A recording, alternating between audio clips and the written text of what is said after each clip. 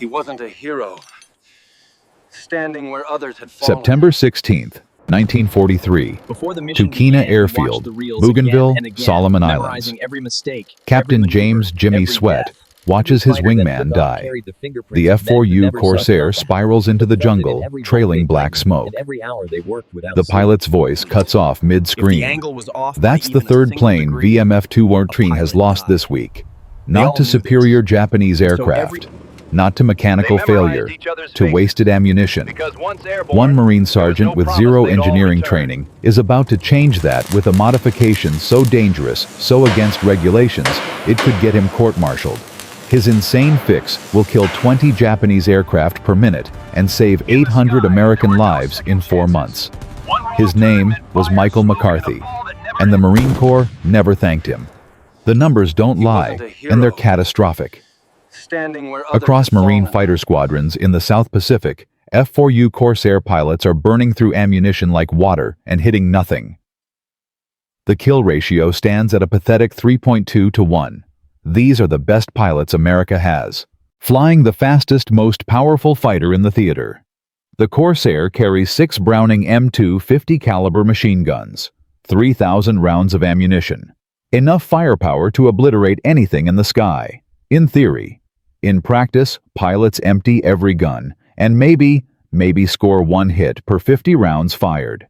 Captain Sweat's gun camera footage tells the brutal story. 400 rounds fired at a single zero at 300 yards. He watched the tracers pass around the target, above it, below it, to both sides. A perfect envelope of death with absolutely nothing in the middle. The zero escaped untouched. 2 minutes later, that same zero shot down Sweat's wingman. The pilot never had a chance. His guns were empty. He died defenseless. Marine Fighter Squadron 213. The Hellhawks holds the worst record in the Pacific. 890 rounds expended per confirmed enemy aircraft destroyed. Think about that number. Nearly 900 bullets to kill 1 Japanese plane. At this rate, the entire squadron will run out of ammunition before they run out of Japanese. The mathematics of death are simple and terrifying. Each Corsair carries enough ammunition for 25 seconds of sustained fire. In a typical engagement lasting 3 to 4 minutes, pilots fire everything they have at multiple targets. Most shots miss completely. The few hits that land strike non-critical areas: wings, tail sections, fuselage panels. The Japanese planes absorb the damage and keep flying. Then they counterattack. When American guns click empty, the hunters become the hunted. September 1943 is the bloodiest month yet.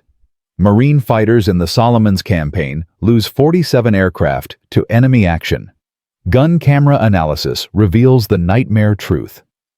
78% of those losses occur because pilots exhausted their ammunition without scoring killing hits. They hit Japanese aircraft dozens of times. Hundreds of bullet holes in enemy planes, but not enough concentrated fire in one place to destroy them. The Japanese are not stupid. They notice everything. Navy intelligence intercepts enemy radio transmissions and translates them. One exchange from September 12, 1943 makes every Marine pilot's blood run cold. The Corsairs are fast, but their shooting is weak. Their bullets scatter like rain. Stay close. They cannot hit accurately. When their guns empty, attack. The enemy is deliberately baiting Corsairs into wasting ammunition, dodging, weaving, forcing American pilots to fire long bursts at maximum range. Then, when the Corsairs go Winchester out of ammo and defenseless, the Japanese close in for the kill. It's working. Marine pilots are dying not because they lack courage or skill. They're dying because their bullets won't hit what they aim at. The root problem is something called gun harmonization. Every fighter aircraft since World War I has dealt with this issue. Mount machine guns in the wings. Angle them slightly inward. Somewhere in front of the aircraft, all the bullets converge at a single point. Fire at an enemy when they cross that convergence zone, and every gun hits simultaneously. Devastating firepower. Total destruction. The problem is finding that sweet spot. Factory specifications for the F-4U Corsair set gun convergence at 1,000 feet. The engineers at Vought Aircraft have their reasons. At 1,000 feet, pilots have time to acquire the target, time to lead properly, time to fire a sustained burst as the enemy crosses through the convergence zone. It's a calculated compromise between effective range and hit probability. On paper, it makes perfect sense. In combat, it's killing Marines. At 1,000 feet, in a high-speed dogfight, the target is impossibly small. The Corsair's 6 guns are spread across 16 feet of wing. At 1,000-foot convergence, even with absolutely perfect aim, the bullets form a cone. Tight at the convergence point, spreading rapidly before and after. Most dogfights happen at 200 to 400 yards. At those distances with 1,000-foot convergence, the bullet pattern spreads across a 20-foot circle. A Japanese Zero has a 39-foot wingspan, but most of the aircraft's critical components, the engine, cockpit, fuel tanks, occupy maybe 6 feet of space. American pilots are shooting at Japanese planes with bullets spread across an area 3 times larger than the target. It's like trying to kill a fly with a shotgun from across a football field. Technically possible, practically impossible. Marine squadrons experiment desperately. VMF 124 tries 800-foot convergence. Slightly better hit rates, but bullets still disperse too much. VMF 214 tries 600 feet. Better again, but not enough. The expert consensus from every engineering officer, every aviation specialist, every bureau analyst is absolutely unanimous. You cannot set convergence closer than 500 feet without catastrophic structural failure. The guns mount at sharp angles in the wing panels. Converge them any closer, and the mounting brackets will crack under recoil forces. Wing panels will develop stress fractures. The entire airframe will fail. Aircraft will literally fall apart in mid-flight. Lieutenant Colonel William Millington, Operations Officer for Marine Aircraft Group 11, makes it official in an August 1943 memorandum. Gun convergence below 500 feet exceeds safe structural limits for F-4U airframe. Pilots must engage targets at optimal range. This is a direct order. Engage at optimal range. In other words, don't blame the equipment. Blame your shooting. But the casualties keep mounting. The body count keeps rising. And nobody has any answers. General Roy Geiger, commander of 1st Marine Aircraft Wing, addresses squadron commanders on September 14, 1943. His voice is tight with frustration. We have the best aircraft in the theater. We have the best pilots in the world. We are losing because we cannot hit what we shoot at. I need solutions, and I need them now. The room is silent. Nobody speaks. The guns work perfectly. The ammunition is flawless. The pilots are highly trained. The aircraft are phenomenally fast. But none of it matters if bullets don't hit targets. The United States Marine Corps needs a miracle. They're about to get a sergeant with a wrench. Staff Sergeant Michael Joseph McCarthy doesn't look like someone who will change the war. Born March 8, 1917 in South Boston, Massachusetts. Mickey McCarthy grew up in his father's garage fixing Model T Fords. High school dropout, no college degree, no engineering credentials, 0 formal technical training. When the Great Depression hit and jobs disappeared, McCarthy joined the Marines for the most practical reason possible. Steady paycheck. 3 meals a day. The Corps made him an aviation ordnance man. The guys who load bullets into guns, who maintain firing systems, who clean up spent shell casings and patch bullet holes. By September 1943, McCarthy has served with VMF 213 for 8 months. He's good at his job. Really good. Guns always function. Ammunition feeds flawlessly. No jams, no misfires, no malfunctions. But he's just an enlisted man, a sergeant, a mechanic. Officers make tactical decisions. Engineers design equipment. McCarthy's job is maintenance, not innovation. He loads bullets. He doesn't redesign weapon systems. Except McCarthy sees something nobody else sees. Every evening after flight operations, Secure McCarthy watches gun camera footage. Every single mission, every engagement, every failed attack. He reviews after-action reports. He studies the patterns. He does the mathematics in his head using nothing but basic arithmetic he learned fixing car engines. On September 17, 1943, after reviewing Captain Sweat's latest disaster, McCarthy does something unusual for an enlisted ordnance man. He asks to see the Corsair Technical Manual, specifically the section on gun harmonization specifications. The armory clerk stares at him like he's insane. Ordnance men don't read engineering documents, but he hands it over anyway. McCarthy reads the manual 3 times. Then he walks out to the flight line in the tropical heat.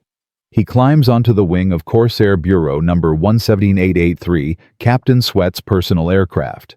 He measures the distance between the outboard guns and inboard guns with a tape measure. 16 feet 3 inches. He measures the angle of the gun mounting brackets with a protractor. He calculates the convergence geometry in his head using basic trigonometry. The insight hits McCarthy like machine gun fire. The problem isn't that convergence is wrong. The problem is that it's too far away. At 1,000 feet, bullets take nearly a full second to reach the target. A zero traveling 300 miles per hour covers 440 feet every second. In the time bullets fly 1,000 feet through the air, the target has moved 440 feet. Pilots aren't missing because they can't aim. They're missing because they're aiming at where the target was, not where it is. By the time bullets arrive, the enemy has already moved. But if convergence was much closer, say 300 feet instead of 1,000, the mathematics change completely. Bullets reach the target in 1/3 of a second. The zero only moves 150 feet. Lead calculations become dramatically simpler. More importantly, at 300 feet, all 6 guns concentrate their fire into a space the size of a dinner plate instead of a garbage truck. McCarthy runs the calculations again to be certain. At 300-foot convergence, with all 6 Corsair guns firing simultaneously, the combined rate of fire is 4,000 rounds per minute, concentrated into approximately 6 square feet of space. That's not shooting. That's not even suppressing fire. That's a meat grinder. A Japanese Zero weighs 5,300 pounds, has a wingspan of 39 feet, carries 150 gallons of fuel. McCarthy calculates that at 300-foot convergence, a 1-second burst from a Corsair 80 rounds of 50 caliber ammunition delivers 40,000 foot-pounds of kinetic energy into roughly 6 square feet of aircraft. That's enough energy to physically disintegrate the enemy plane. Rip it apart. Turn it into falling debris.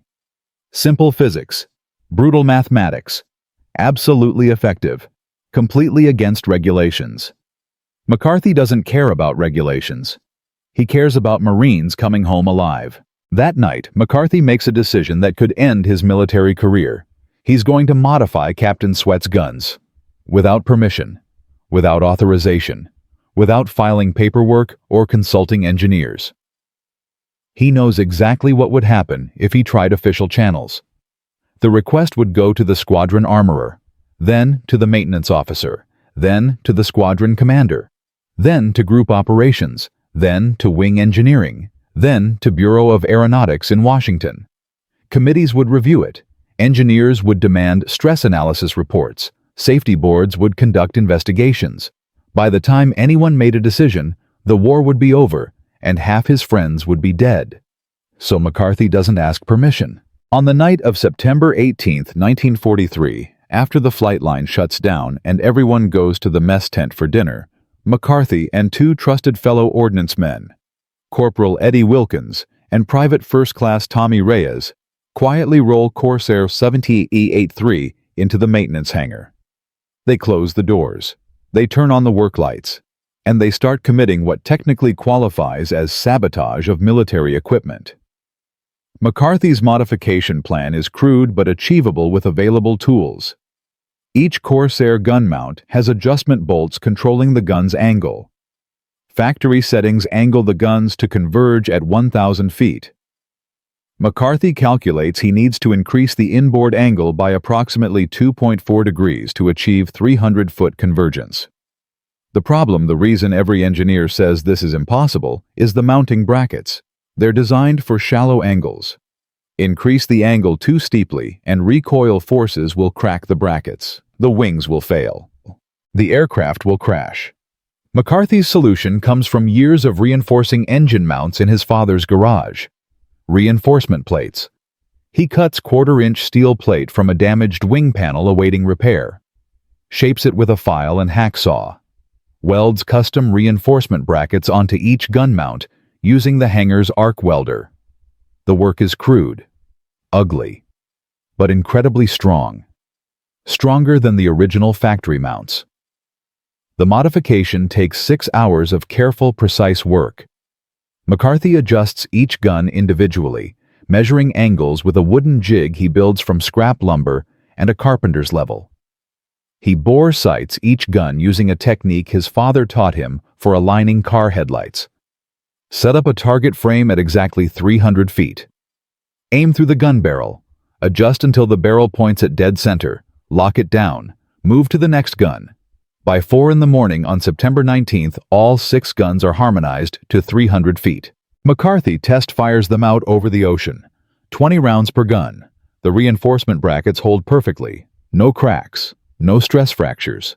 No structural failure. The guns work. Now comes the hard part.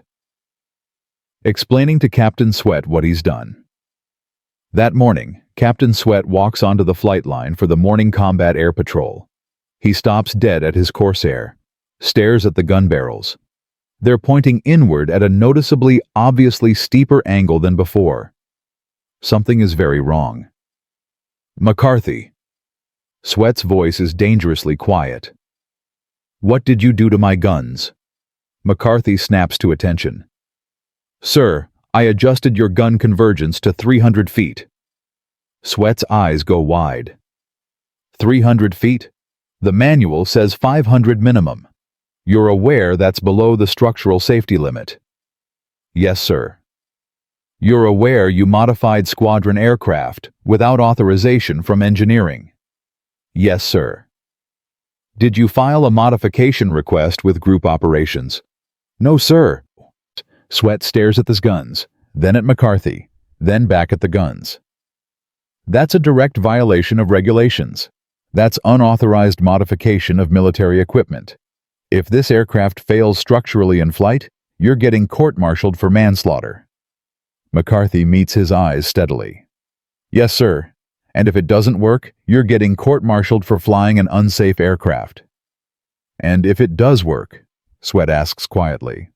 McCarthy allows himself the smallest smile. Sir, you're going to kill everything you look at. Sweat climbs into the cockpit without another word. The test happens faster than anyone expects. At 8:30 that morning, 4 VMF 213 Corsairs on routine combat air patrol intercept 9 Japanese Zeros, escorting 6 Val dive bombers heading toward Allied positions on Bougainville. Standard engagement, 4 against 15. Terrible odds. Captain Sweat is flying the modified Corsair.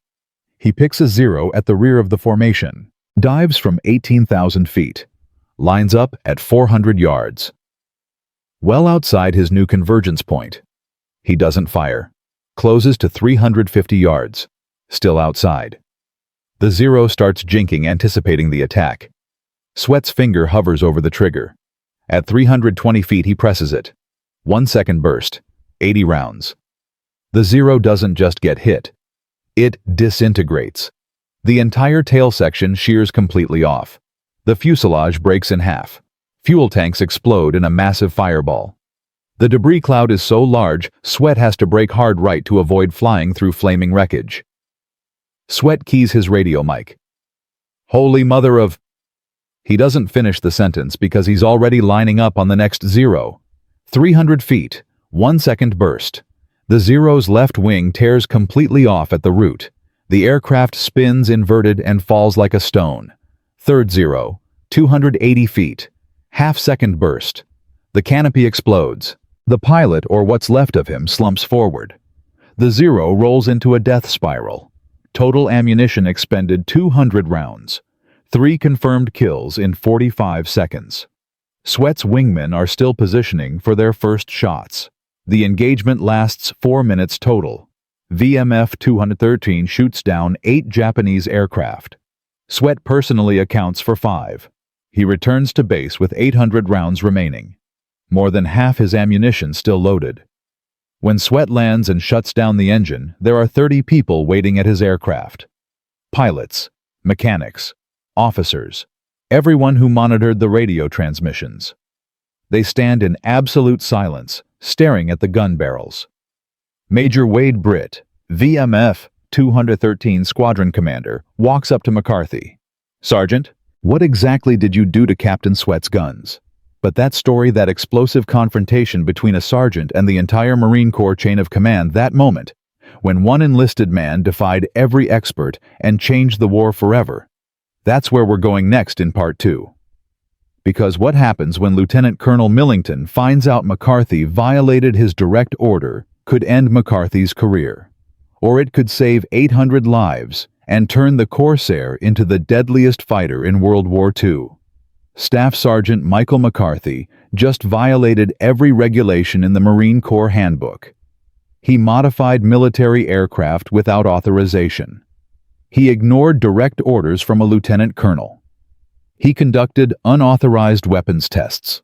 And 30 seconds ago, Captain James Sweat proved McCarthy's insane 300-foot gun convergence works by disintegrating 5 Japanese aircraft with 200 rounds. Now McCarthy stands at attention on the Takina airfield tarmac while Major Wade Britt, Squadron Commander, asks him what he did to Sweat's guns. Behind Britt, 30 Marines wait in silence. Some look impressed. Some look terrified. All of them know McCarthy just changed everything. And that everything is about to get worse. Major Britt listens to McCarthy's explanation with an expressionless face. 300-foot convergence. Reinforcement brackets welded from scrap steel. Unauthorized overnight modification. When McCarthy finishes, Britt turns to Lieutenant Colonel William Millington, the operations officer who literally wrote the memo forbidding gun convergence below 500 feet. Millington's face is purple with rage.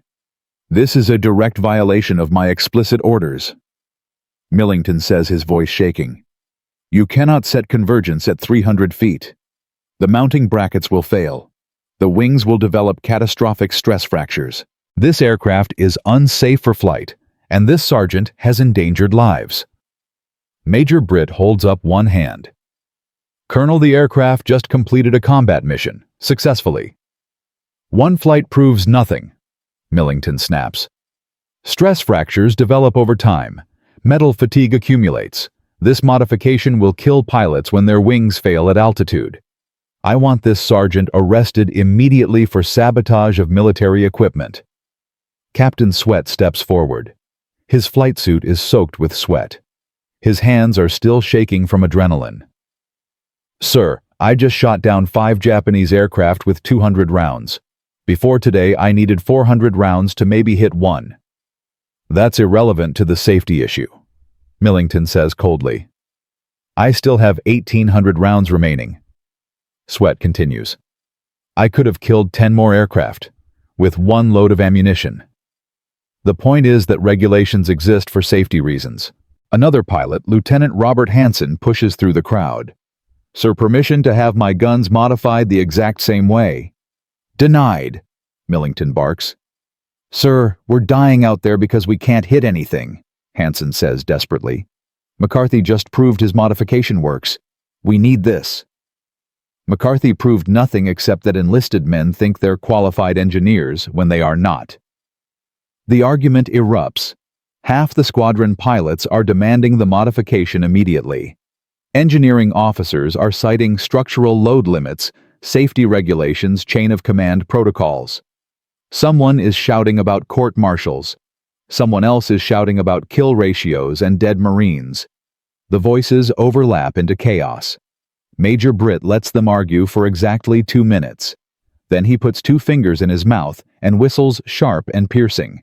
Instant silence. Every man freezes.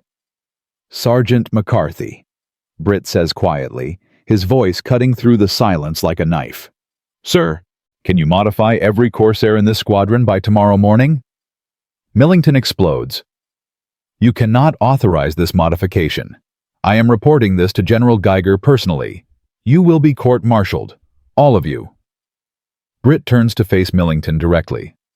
Colonel, with all due respect, I'm not asking your permission. I'm asking McCarthy if he can do the work. If you proceed with this unauthorized modification program, I will document every regulation you violate and submit a formal complaint to 1st Marine Aircraft Wing Headquarters. Good, Britt says flatly. Save me the trouble of writing the report myself. He turns back to McCarthy. Sergeant, answer the question. Can you do it? McCarthy nods once. Yes, sir. Every aircraft. 300 feet. Tonight. Then do it. This is insubordination, Millington shouts. I am documenting this. Every single one of you is getting court-martialed. Britt meets his eyes without flinching. Colonel, if the modification works, you can court-martial me personally. If it doesn't work, the Japanese will kill us anyway. Either way, McCarthy is doing it. Millington's face goes from purple to white. He turns and walks away without another word. As he disappears into the operations tent, Major Britt looks at McCarthy. You just made an enemy of the most powerful operations officer in Marine Aircraft Group 11. If this modification fails, they'll execute you for treason. If it succeeds, they'll execute you for insubordination. You understand that? McCarthy allows himself a small, tired smile. Sir, I just want Marines to stop dying because their bullets won't hit. Then get to work. But McCarthy has a problem that has nothing to do with engineering or regulations. He has a materials problem. Modifying one Corsair took 6 hours and used steel from a damaged wing panel. Modifying 22 aircraft requires reinforcement brackets for 132 gun mounts. That means approximately 40 pounds of quarter-inch steel plate. The nearest supply depot is 300 miles away in Guadalcanal. Air transport is reserved for ammunition and medical supplies. A requisition request would take 3 weeks minimum. McCarthy doesn't have 3 weeks. He doesn't have 3 days. He has 1 night. As McCarthy stands on the flight line calculating impossible logistics, someone clears their throat behind him. McCarthy turns. A Navy lieutenant commander he's never seen before stands there lean and sunburned, wearing aviator wings and a faded khaki uniform. You're McCarthy, the ordnance man who just committed felony modification of military aircraft. Yes, sir. The officer extends his hand. Lieutenant Commander Richard Mangrum, VMF 232. I flew down from Munda to see if the rumors about Sweat's guns were true. They shake hands. Sir, I don't have time for... How much steel do you need? Mangrum interrupts. McCarthy blinks. Sir, steel plate, quarter-inch. How much to modify 22 aircraft? Approximately 40 pounds, sir. But Supply Depot won't authorize. Supply Depot won't. I will. Mangrum grins. I have a damaged Dauntless dive bomber sitting in my hangar at Munda. Crashed landing 2 weeks ago. Wings are totaled. Fuselage is scrap. But the armored bulkhead behind the pilot seat. That's 60 pounds of beautiful quarter-inch hardened steel plate just sitting there, waiting to be cut up. McCarthy stares at him. Sir, why would you... Because I lost 4 pilots last month to the same ammunition problem you just solved, Mangrum says quietly. 4 good men who ran out of bullets and died defenseless.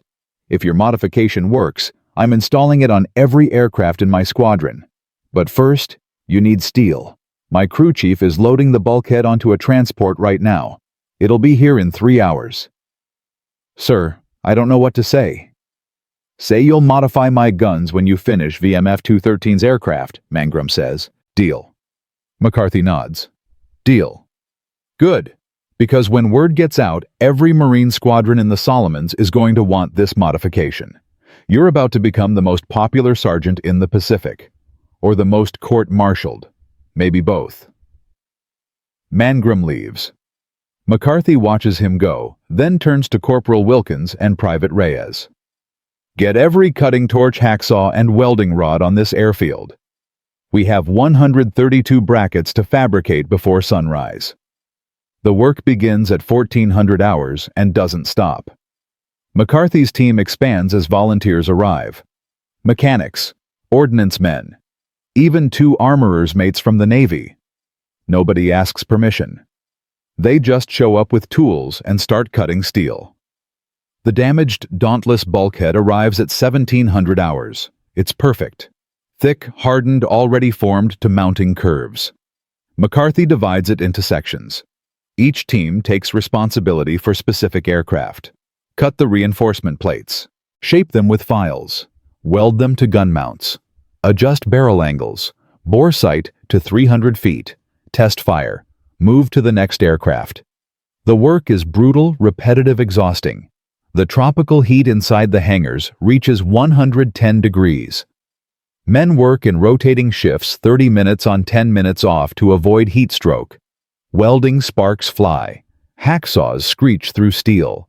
The smell of cutting torch fuel and hot metal fills the air. By midnight, 8 aircraft are complete. By 316. The last aircraft, a war-weary Corsair with a patched bullet hole in the tail, gets finished at 5:45. 15 minutes before sunrise. McCarthy personally test fires it. 20 rounds into the ocean. The reinforcement brackets hold. All 6 guns align perfectly at 300 feet. 22 aircraft. 132 modified gun mounts. 14 hours of continuous work. McCarthy's hands are blistered. His eyes burn from welding flash. His back screams from bending over gun mounts all night. He doesn't care. The guns work. September 20th, 1943. 1140 hours. 8 VMF 213 Corsairs intercept 12 Japanese Zeros and 8 Betty bombers over Empress Augusta Bay. Every Corsair is flying McCarthy's modification. Lieutenant Robert Hansen makes the first attack. He's flying aircraft number 107891, modified just 8 hours earlier. Hansen selects a Betty bomber at 350 yards. Closes smoothly. At 310 feet, he presses the trigger. 2-second burst. 160 rounds. The Betty's right engine literally explodes. Not catches fire. Explodes. The engine mount shears off. The wing folds upward like paper. The entire aircraft rolls inverted and falls, trailing a column of fire 300 feet long. Hansen brakes left hard. Lines up on a zero, climbing vertically. 300 feet. 1-second burst. The Zero's cockpit disintegrates into metal fragments and red mist. The aircraft noses over into a vertical dive and disappears into the ocean. Total elapsed time from first trigger pull to second kill, 15 seconds. Total ammunition expended 240 rounds. Hansen keys his radio. His voice is shaking with disbelief. Holy Christ, this thing is a death ray. The engagement lasts 12 minutes. 8 Corsairs against 20 enemy aircraft. VMF 213 shoots down 9 Zeros and 6 Betty bombers. 15 confirmed kills. Japanese losses 100%. Every single enemy aircraft destroyed or damaged beyond recovery. VMF 213 losses 0. Not one Corsair hit. Not one pilot scratched. Average ammunition expenditure per kill 180 rounds, down from 890 rounds just 4 days earlier. The pilots return to base whooping and screaming over the radio like children on Christmas morning. When they land, gun camera footage is immediately pulled and developed. Major Britt watches it in the operations tent with a dozen officers crowded around the projector. Nobody speaks. The film shows what looks like science fiction. At 300-foot convergence, the Corsair's 650 caliber guns create a visible column of tracers. Not scattered shots, a solid beam of fire, like a laser made of bullets. Japanese aircraft don't just get hit, they explode. Wings shear completely off, tails disintegrate, cockpits implode. Fuel tanks detonate in massive fireballs. The concentration of firepower is so intense that enemy aircraft experience catastrophic structural failure before all the bullets even finish impacting. One clip shows a Zero taking a half-second burst 40 rounds directly in the fuselage. The aircraft literally breaks in half. Front section separates from rear section. Both pieces tumble separately into the ocean. When the film ends, the tent is silent for 10 seconds. Then Major Britt speaks. "Get me General Geiger on the radio. Right now." 20 minutes later, Major General Roy Geiger, commander of 1st Marine Aircraft Wing, is on the secure radio circuit from Guadalcanal. Britt describes the engagement. 15 kills, 0 losses, 180 rounds per kill. Geiger is silent for a long moment. Then, "Major, you're telling me an enlisted ordnance man solved our ammunition problem by violating Lieutenant Colonel Millington's direct order?" "Yes, sir. That's exactly what I'm telling you. And this modification is now installed on every aircraft in your squadron. 22 Corsairs, sir. All operational." Another silence. "Send me the gun camera footage on the next transport. And send me this Sergeant McCarthy. I want to meet the man who just won the air war in the Solomons." "Sir, about Lieutenant Colonel Millington's complaint." "What complaint?" Geiger's voice is flat. "Sir Colonel Millington filed formal charges against myself, Captain Sweat, and Sergeant McCarthy for unauthorized modification of—" "Major Britt, I don't know what you're talking about. I haven't received any complaints. Must have gotten lost in transit. Happens all the time." Meanwhile, I'm authorizing immediate implementation of McCarthy's gun convergence modification across every Marine fighter squadron in the Pacific Theater. Effective immediately. Is that clear?" "Crystal clear, sir." "Good. Geiger out." Word spreads faster than wildfire. By September 22nd, every Marine squadron commander in the Solomons is requesting the modification. VMF 214 Pappy Boyington's famous Black Sheep Squadron sends 2 aircraft to Tukina, specifically for McCarthy to modify personally. VMF 124 sends 3.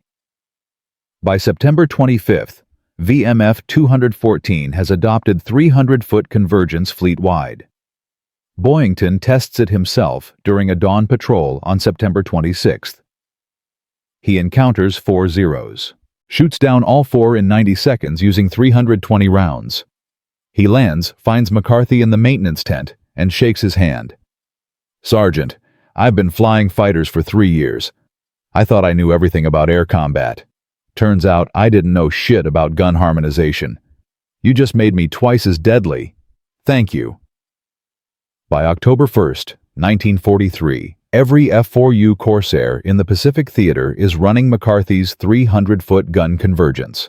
The kill ratios change overnight, like someone flipped a switch.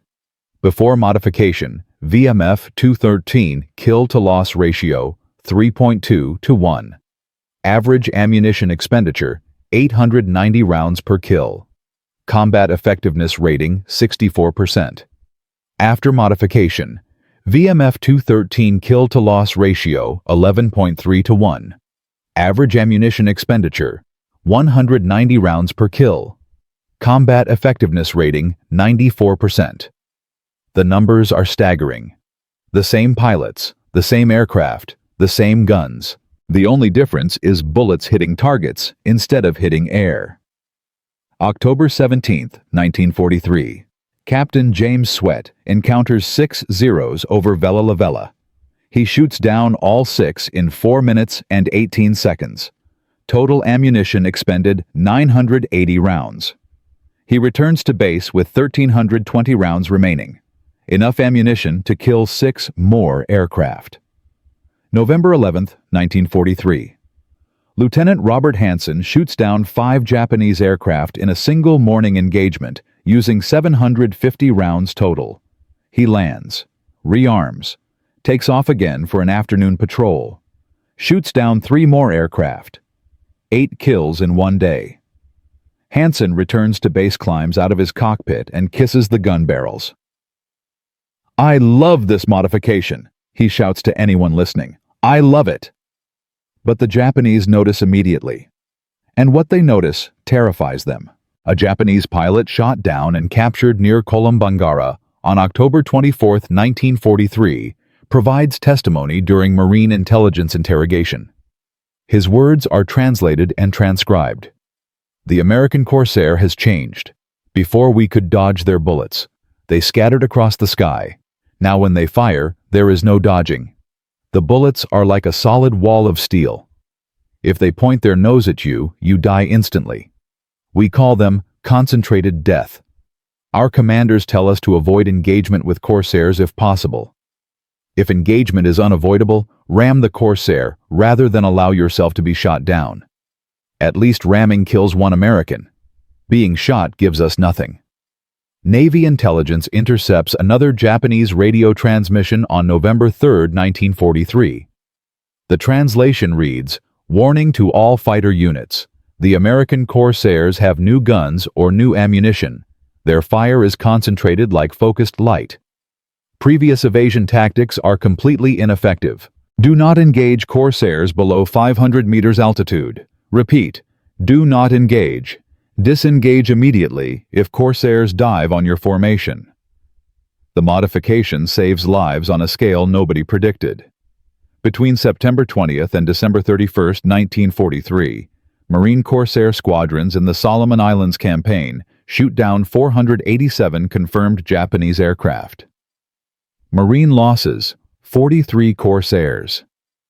Kill ratio, 11.3 to 1. Exactly matching the Corsairs' overall World War II statistical performance. Ammunition efficiency improves by 368%. Marines complete combat missions with ammunition remaining instead of going Winchester completely out of ammo and becoming defenseless. Pilot survival rates skyrocket. Before McCarthy's modification, Marine fighter pilot casualties averaged 4.7 killed in action per week across all squadrons. After the modification, 1.2 killed per week. The 300-foot convergence doesn't just kill more enemy aircraft. It allows Marines to disengage from combat when outnumbered, knowing they can kill efficiently and preserve ammunition for defensive maneuvering or subsequent engagements. The psychological impact is enormous. Pilots attack aggressively knowing every trigger pull produces results. Japanese pilots flee rather than fight, knowing Corsairs have become killing machines. January 3, 1944. Major Gregory "Pappy" Boyington, flying a McCarthy-modified Corsair, shoots down his 28th Japanese aircraft over Rabaul. The kill ties Eddie Rickenbacker's World War I record.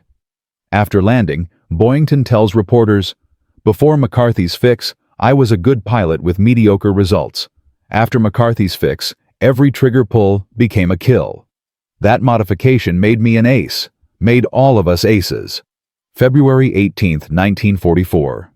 The United States Marine Corps officially adopts 300-foot gun convergence as standard operating procedure for all F-4U Corsair aircraft. Bureau of Aeronautics Engineers. The exact same people who said convergence below 500 feet was structurally impossible conduct detailed stress testing. Their conclusion shocks everyone. The reinforcement brackets McCarthy designed actually improve wing strength under combat loading conditions. The modifications make the aircraft safer, not more dangerous. The official modification manual published in March 1944 is authored by Bureau of Aeronautics Engineering staff. McCarthy's name doesn't appear anywhere in the document.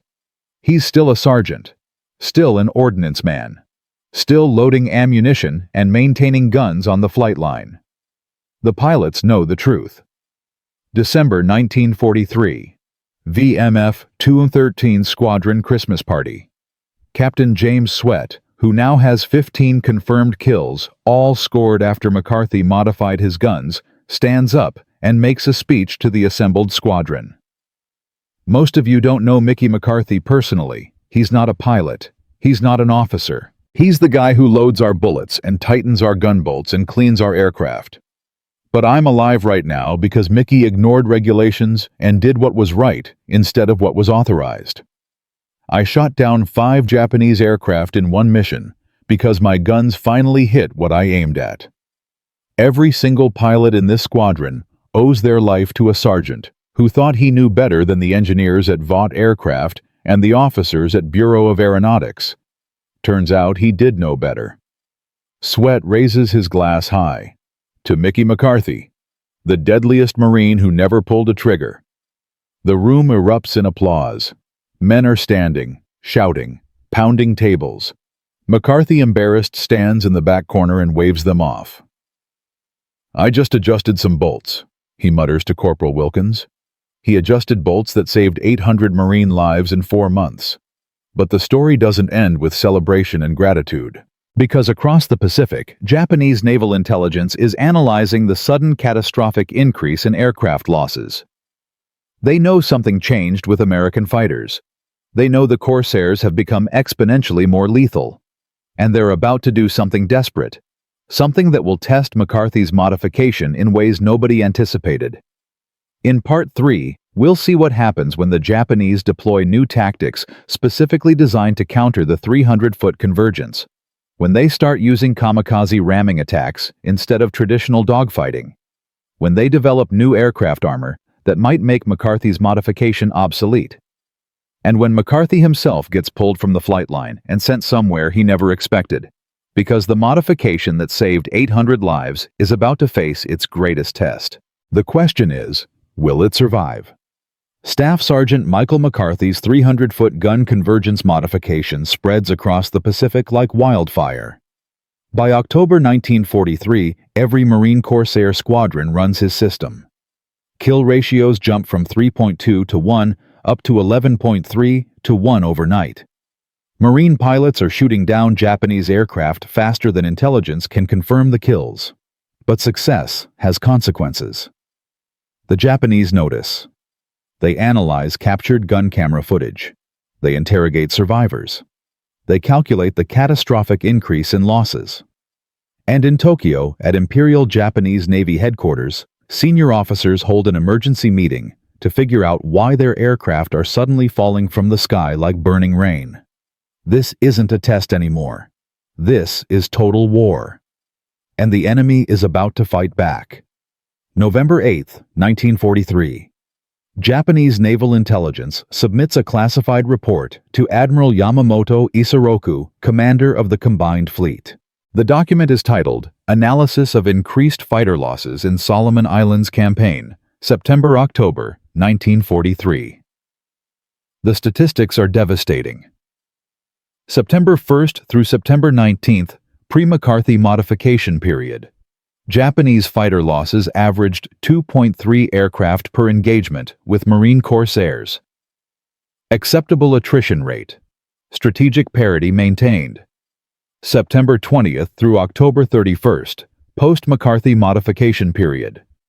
Japanese fighter losses averaged 8.7 aircraft per engagement with Marine Corsairs. Unacceptable attrition rate. Strategic collapse imminent. In 6 weeks, the kill ratio reversed completely. What changed? The report's conclusion is brutally simple. American Corsair fighters have modified gun harmonization to extreme close range, estimated 100 meters. Bullet concentration creates instantaneous structural failure of our aircraft. Previous evasion tactics, ineffective. Recommendation: deploy new countermeasures immediately or withdraw from contested airspace. Admiral Yamamoto reads the report twice. Then he summons his aviation commanders. "We are losing the air war," he says flatly. Not because American pilots are better, because their guns finally work the way guns should work. We must adapt or die. The Japanese response is swift and brutal. First, they issue new tactical doctrine to all fighter squadrons. Engage Corsairs only at extreme range beyond 400 meters. Use hit-and-run attacks. Never commit to sustained dogfighting. If Corsairs achieve firing position within 200 meters, disengage immediately. Survival is more important than victory. Second, they accelerate production of the Kawanishi N1KJ Shiden fighter, specifically designed to outmaneuver the Corsair at low altitude. The Scheiden carries 4 20mm cannons with longer effective range than 50 caliber machine guns. Engage beyond the Corsair's kill zone. Destroy from distance. Third and most desperate, they begin training kamikaze units. If Japanese pilots cannot defeat Corsairs in combat, they will ram them.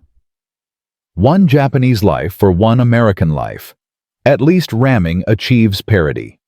The Imperial Japanese Navy Aviation Bureau issues orders on November 15, 1943.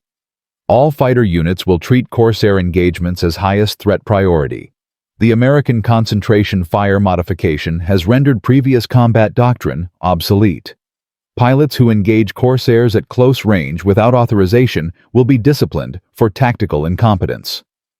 The Japanese are terrified, and terrified enemies are dangerous enemies. But the Japanese aren't McCarthy's only problem. He has a problem much closer to home. December 3, 1943. Torokina, Airfield Bougainville. A VMF 213 Corsair, piloted by 2nd Lieutenant David Chen, crashes on landing approach. The aircraft hits hard landing gear, collapses, the plane skids 400 feet and catches fire. Chen escapes with minor injuries. Maintenance crews examine the wreckage. They find stress fractures in the left wing main spar. Not from the crash. From before the crash.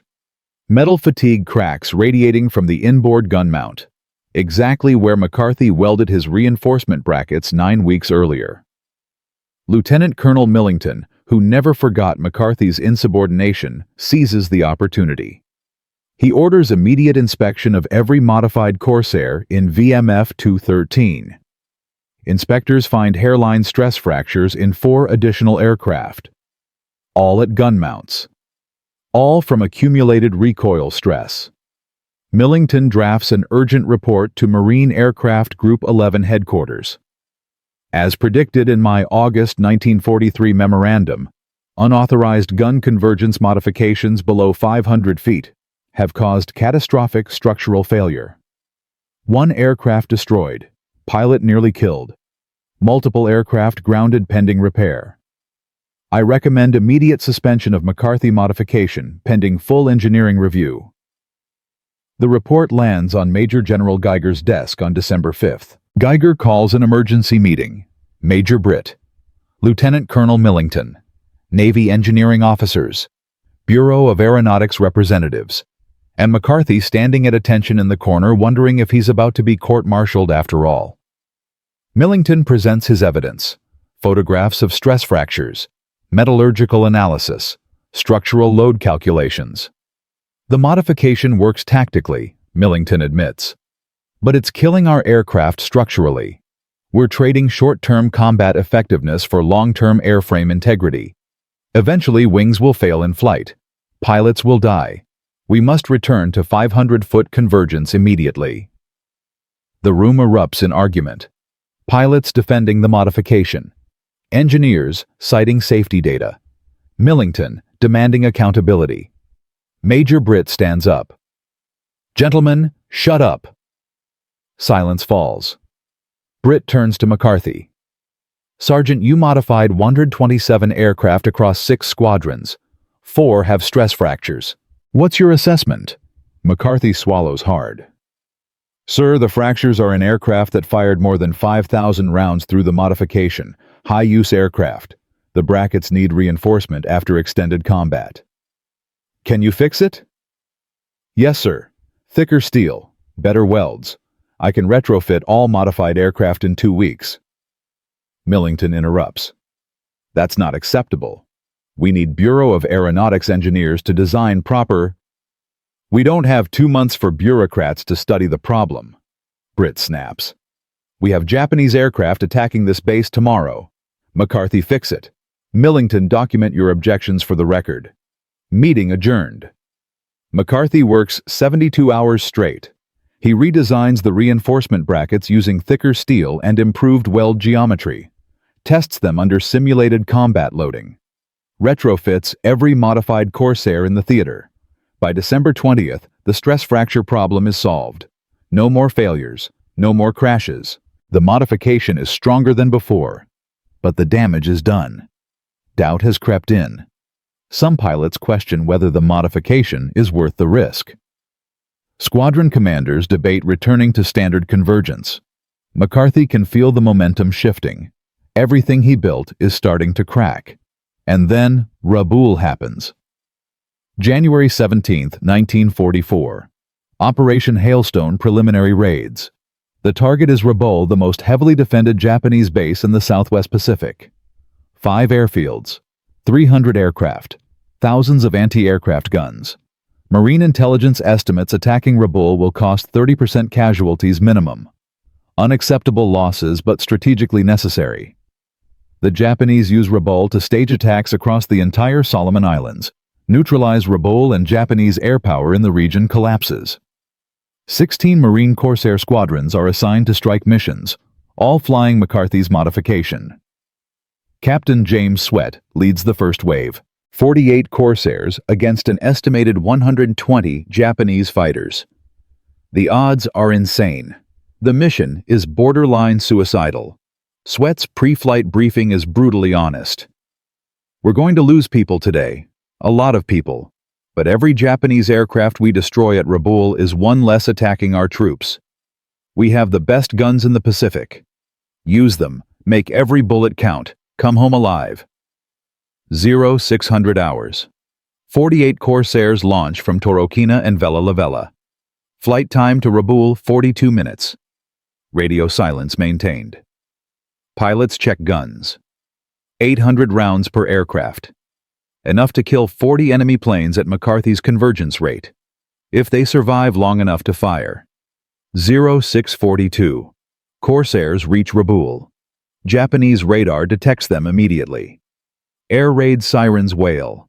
Zeros scramble from 5 airfields simultaneously. Within 3 minutes, 70 Japanese fighters are airborne and climbing to intercept. The sky over Rabaul becomes a killing field. Captain Sweat picks the first target, a Zero climbing aggressively at 11 o'clock high, range 400 yards, closing. Sweat doesn't fire yet. He knows his guns only work at McCarthy's distance. 350 yards, still closing. The Zero pilot sees him, banks hard left, tries to evade. 300 yards. Sweat pulls lead, presses trigger. 1 second burst. The Zero explodes. Literally, explodes. Fuel tanks detonate. Wings shred. The aircraft disintegrates into flaming debris. Total time from target acquisition to kill 8 seconds. Second target. A Zero diving on Sweat's wingman. Range 280 yards. Half-second burst. The Zero's tail section separates completely. The aircraft tumbles out of control. Crashes into Rabaul Harbor. Third target. A Zero attempting head-on attack. Range 320 yards and closing fast. Combined closure rate 600 miles per hour. Sweat fires. 2-second burst. The Zero's engine explodes. Propeller shears off. Cockpit collapses. The wreckage passes within 50 feet of Sweat's canopy. He feels the heat from burning fuel. 4 targets in 90 seconds. 280 rounds expended. 4 confirmed kills. The engagement becomes chaos. 48 Corsairs against 70 Zeros in a 12-mile radius airspace over Rabaul. Gun camera footage later shows what looks like science fiction. Everywhere Corsairs point their guns, Japanese aircraft explode. The 300-foot convergence turns every Marine pilot into a precision killer. No wasted ammunition. No missed shots. Point. Fire. Kill. Move to next target. Lieutenant Robert Hansen shoots down 6 aircraft in 4 minutes. His gun camera shows him flying through debris clouds from his own kills. Captain Bruce Porter shoots down 5 in 3 minutes. Gets hit by anti-aircraft fire. Controls damaged. Radios he's heading home. Shoots down 2 more Zeros on the way out. Dies when his damaged Corsair crashes into the ocean 30 miles from Rabaul. He's still credited with 7 kills. The battle lasts 18 minutes. When ammunition runs low and fuel gauges drop to minimum, Sweat orders withdrawal. Surviving Corsairs disengage and head home.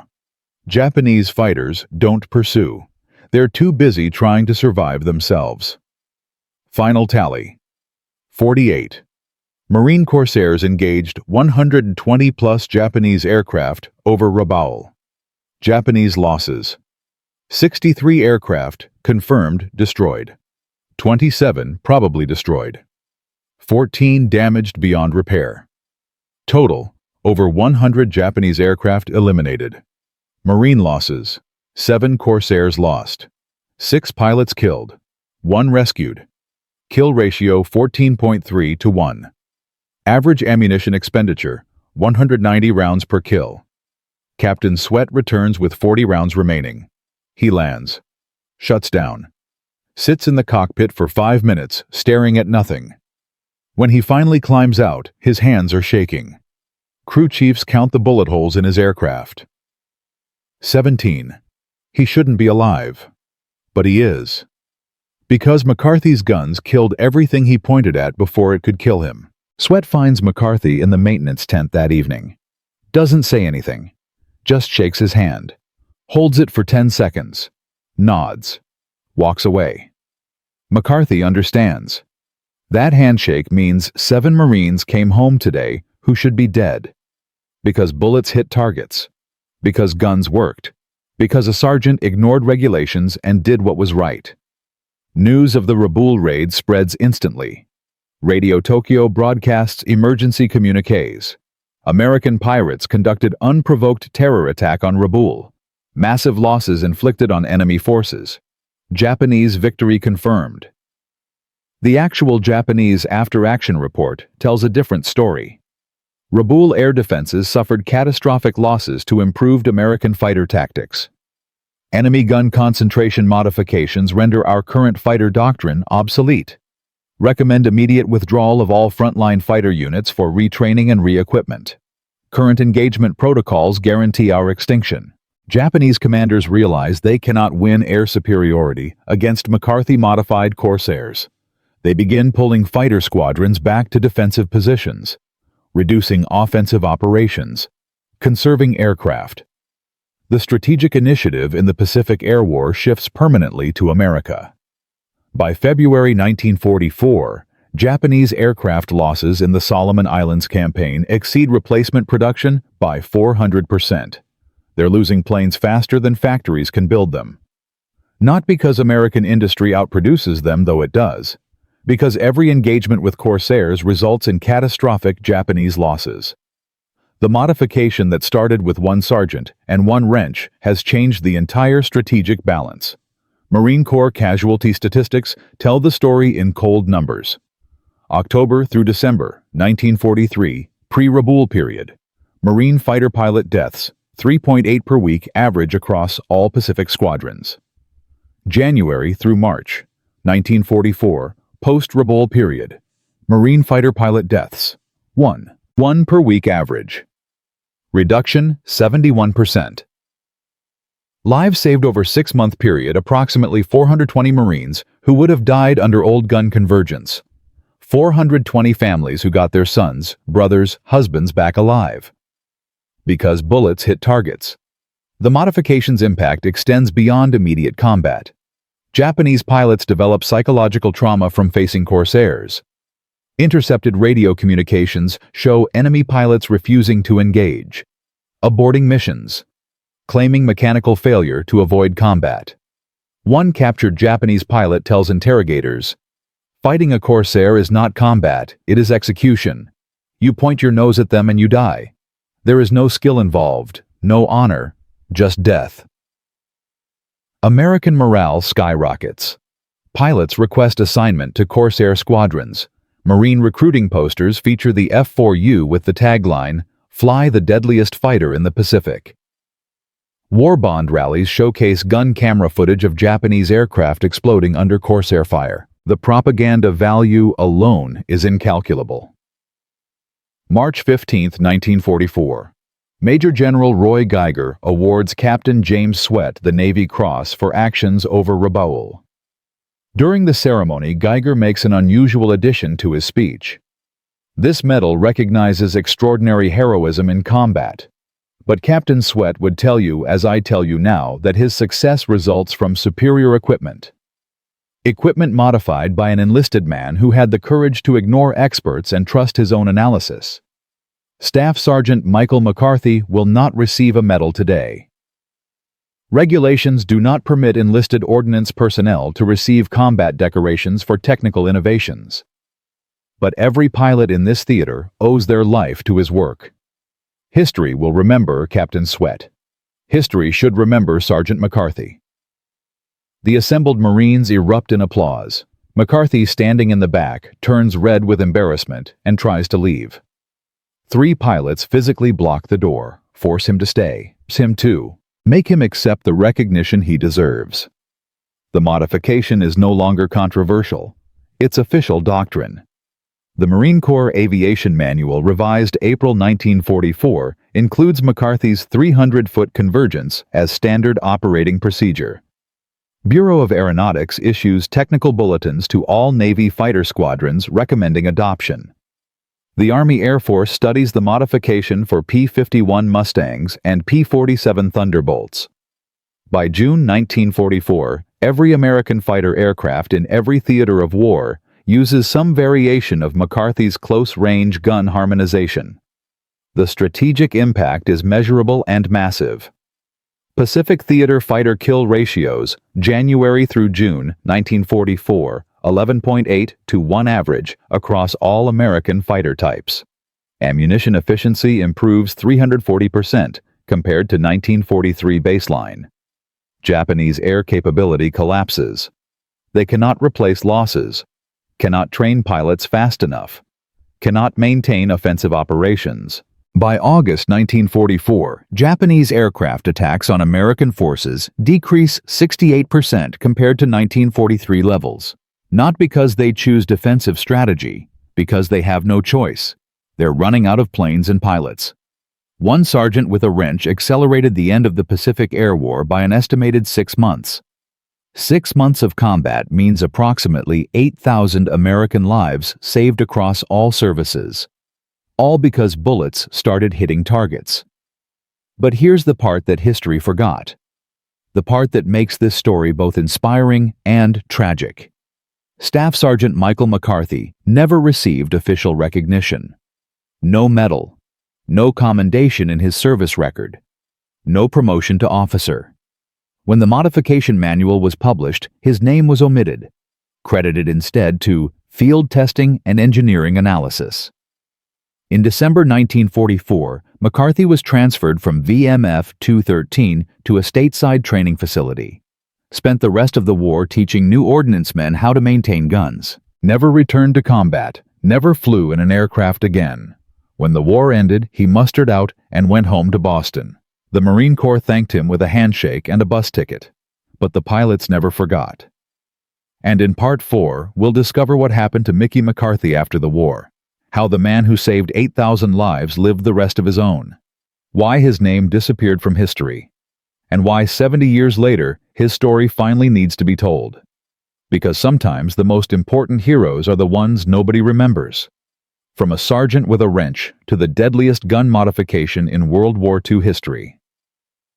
Staff Sergeant Michael McCarthy's 300-foot convergence changed everything. Kill ratios jumped from 3.2 to 1 up to 11.3 to 1. Marine pilots went from wasting ammunition to precision killing machines. The modification saved an estimated 8,000 American lives across all Pacific Theater operations between September 1943 and August 1945. Japanese air power collapsed. The war shortened by months, all because one enlisted man ignored regulations and trusted his own analysis. But here's what nobody tells you. Here's the twist that makes this story both inspiring and heartbreaking. The man who saved 8,000 lives never received a single medal, never got promoted to officer, and died almost completely forgotten. Because sometimes success doesn't come with glory. Sometimes it comes with silence. December 8, 1944. Staff Sergeant Michael McCarthy receives transfer orders. He's leaving VMF 213 after 16 months of combat duty. Leaving the squadron he transformed. leaving the pilots whose lives he saved. His new assignment, Marine Corps Air Station El Toro, California. Training Command, teaching new ordnance men basic weapons maintenance. It's a stateside posting, safe, boring, as far from combat as possible. McCarthy doesn't understand why. Major Wade Britt, his squadron commander, explains it simply. Sergeant, you're too valuable to risk in combat anymore. Your modification is doctrine now. Every fighter squadron in the Pacific uses it. But you're the only person who fully understands the technical details. If you get killed by random anti-aircraft fire, that knowledge dies with you. The Marine Corps needs you alive, teaching, documenting, making sure this modification outlasts the war. McCarthy protests. He wants to stay with his squadron, with the pilots he knows, the aircraft he maintains. Britt shakes his head. It's not a request. It's orders. You ship out tomorrow. On December 9th, McCarthy boards a transport aircraft to Hawaii, then California. He never returns to the Pacific Combat Zone. Never sees combat again. Never fires another gun in anger. At El Toro, McCarthy spends the rest of the war teaching basic ordnance procedures to 18-year-old recruits fresh out of boot camp. How to load ammunition belts, how to clear gun jams, how to bore sight weapons. Routine, repetitive, mind-numbing work. He writes technical manuals documenting his gun convergence modification in excruciating detail. Diagrams, measurements, metallurgical specifications. The manuals are classified, secret, and distributed to aviation maintenance units across all services. McCarthy's name appears nowhere in them. Credited instead to Marine Aircraft Group 11 Engineering Analysis Team. In March 1945, the Marine Corps Aviation Maintenance Manual is revised to include McCarthy's modification as standard operating procedure. The section is titled, Optimized Gun Harmonization for Close-Range Fighter Combat. Author listed, Bureau of Aeronautics Technical Staff. McCarthy reads it and laughs bitterly. 14 months of his life condensed into 6 pages of bureaucratic technical writing. No mention of Torokina Airfield. No mention of unauthorized midnight modifications. No mention of Lieutenant Colonel Millington threatening court-martial. Just dry procedural instructions, as if the modification always existed. As if nobody had to fight for it. As if it came from committee consensus instead of one sergeant's desperate gamble. August 15, 1945. Japan surrenders. The war ends. McCarthy has been stateside for 9 months. He never fired a shot in combat. Never flew in an aircraft during an engagement. Never saw the results of his work firsthand, except through gun camera footage.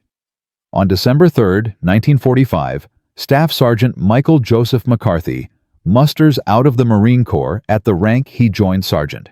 No promotion, no commendation medal, no Navy Cross or Silver Star, or even a letter of commendation. His discharge papers list his military occupational specialty as Aviation Ordnance Technician 6541. His service record notes, satisfactory performance of duty. That's it. No mention that his modification changed aerial warfare forever. He receives a handshake from a disbursing officer he's never met, his final paycheck, and a bus ticket to Boston. The Marine Corps thanks him for his service, and forgets him completely. McCarthy returns to South Boston in January 1946. Opens a small garage on Dorchester Avenue fixing cars and trucks. Marries Helen Murphy, a schoolteacher, in June 1947. They have 3 children. McCarthy works 6 days a week, rebuilds engines, fixes transmissions, changes oil. Normal life, quiet life. When customers ask about the war, he says, I maintained aircraft. Nothing special. He doesn't talk about gun convergence, doesn't mention Corsairs, doesn't tell stories about saving 8,000 lives. His wife knows bits and pieces. His children know even less. To them, Dad is just a mechanic who served in the Marines and came home. McCarthy keeps one thing from the war: a photograph, taken December 1943 at Torokina Airfield. McCarthy standing next to Corsair Bureau, number 17883. Captain Sweat's aircraft, the first plane he modified. On the back, written in faded pencil, "To Mickey who made us all aces. We owe you everything. Jimmy Sweat, December 1943. The photo hangs in McCarthy's garage office. Nobody asks about it. McCarthy never explains. But sometimes late at night after closing, he stares at that photograph and remembers what it felt like to matter. To change history. To save lives with nothing but a wrench and the courage to ignore experts. Then he locks up. Goes home. Eats dinner. Watches television. Lives his ordinary life. The hero nobody remembers. But here's what McCarthy never knew. His modification didn't end with World War II. It became the foundation of modern fighter weapons doctrine. The 300-foot gun convergence principle, concentrate maximum firepower at close combat range, influenced every fighter aircraft design for the next 70 years. Korean War, 1950 to 1953. U.S. Air Force F-86. Sabres fighting Soviet MiG-15s. Adopt McCarthy's convergence doctrine. 650 caliber machine guns harmonized to 300 yards. The Sabres achieve a 10-to-1 kill ratio against MiGs. American pilots specifically cite gun concentration as the decisive advantage. Vietnam War, 1965 to 1973.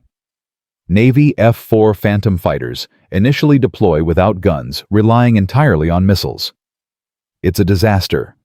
Missiles malfunction. Miss. Run out. Pilots need guns for close combat. The Navy adds gun pods to Phantoms, harmonized using McCarthy's principles. Kill rates improve immediately. Later F-4E variants include built-in M61 Vulcan cannons, specifically designed for concentrated close-range fire. Modern era, 1990 to present.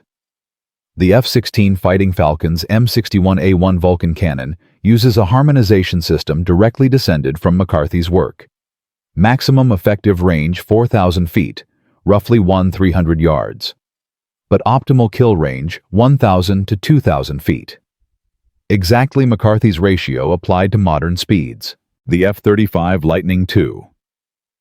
America's newest fighter carries a GAU-22A cannon, harmonized for close air combat, despite being primarily designed for beyond visual range missile engagements. Why? Because combat analysis proves McCarthy right, 70 years later. When fighters get close concentrated gunfire wins. Total impact over 75 years. Estimated 15,000 enemy aircraft destroyed using McCarthy-derived gun harmonization principles across all conflicts from 1943 to present.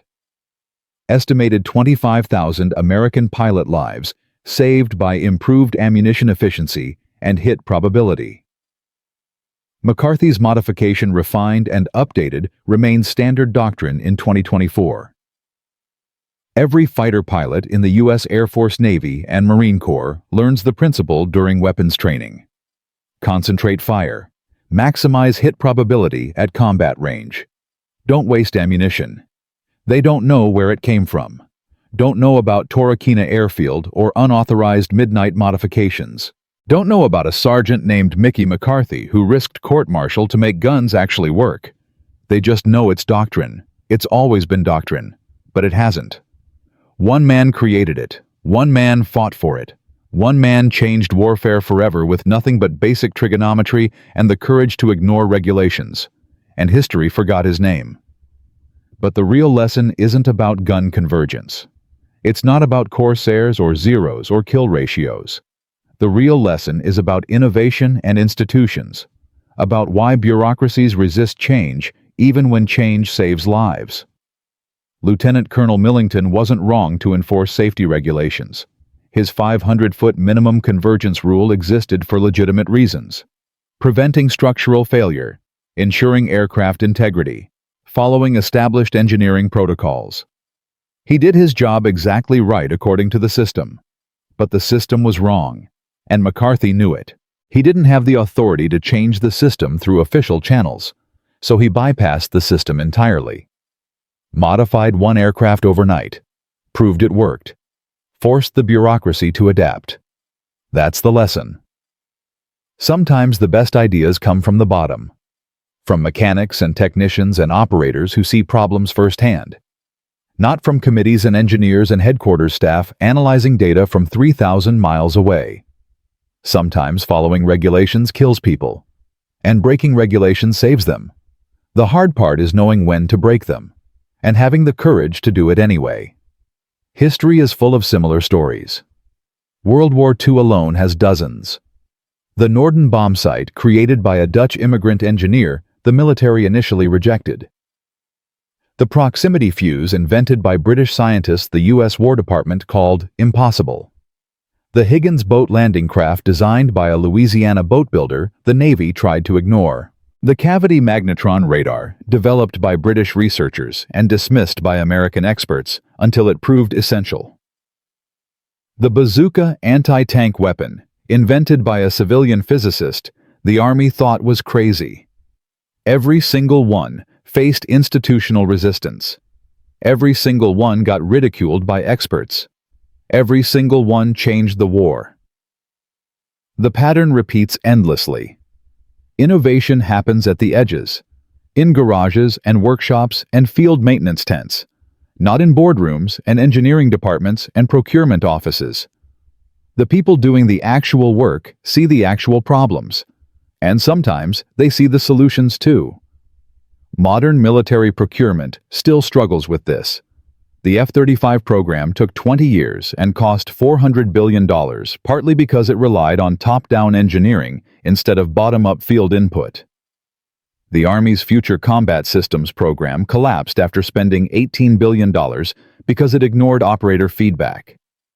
Innovation doesn't come from PowerPoint presentations. It comes from mechanics with wrenches, from pilots testing crazy ideas, from sergeants who ignore regulations because they know better. The question is, does the institution have the humility to listen? And here's the detail almost nobody knows, the twist that makes McCarthy's story even more remarkable. In 1987, 42 years after the war ended, the Marine Corps Aviation Association erected a memorial plaque at the National Museum of the Marine Corps honoring unsung heroes of marine aviation. It lists 87 names of enlisted Marines who made critical contributions to aviation development but received no formal recognition. McCarthy's name appears at the bottom, listed as SSG Michael McCarthy VMF 213 Ordnance Crew. No explanation, no context, just the name. In 1989, Captain James Sweat, then 70 years old, and a retired Rear Admiral, published his memoir, Pacific Ace. Chapter 7 is titled, The Sergeant Who Made Us Killers. It tells McCarthy's story in detail. The unauthorized modification, the bureaucratic battle, the impact on combat effectiveness. Sweat dedicates the chapter to Mickey McCarthy, who saved my life more times than I can count and never asked for anything in return. The book sells 8,000 copies. Most readers skip Chapter 7. They want combat stories, not maintenance tales. In 2003, military historian John Lundstrom publishes The First Team Pacific Naval Air Combat from Pearl Harbor to Midway. A single footnote number, 247 on page 312, mentions McCarthy's gun convergence modification. 43 words. That's McCarthy's entire presence in academic military history. 43 words in a footnote. Helen McCarthy. Mickey's wife died in 1976. Before she passed, she gave that photograph, the one from Torquay Airfield, with Captain Sweat's inscription, to the National Museum of the Marine Corps. It's in storage somewhere, not on display, just archived. Catalog number NMMC 1976-0847. If you request to see it, a curator will retrieve it from climate-controlled storage and let you examine it under supervision. The photo is faded now. The pencil inscription on the back is barely legible, but you can still make out the words. To Mickey, who made us all aces, we owe you everything. That photograph is McCarthy's only physical legacy. No statue, no memorial, No building named after him, just a faded photograph in storage.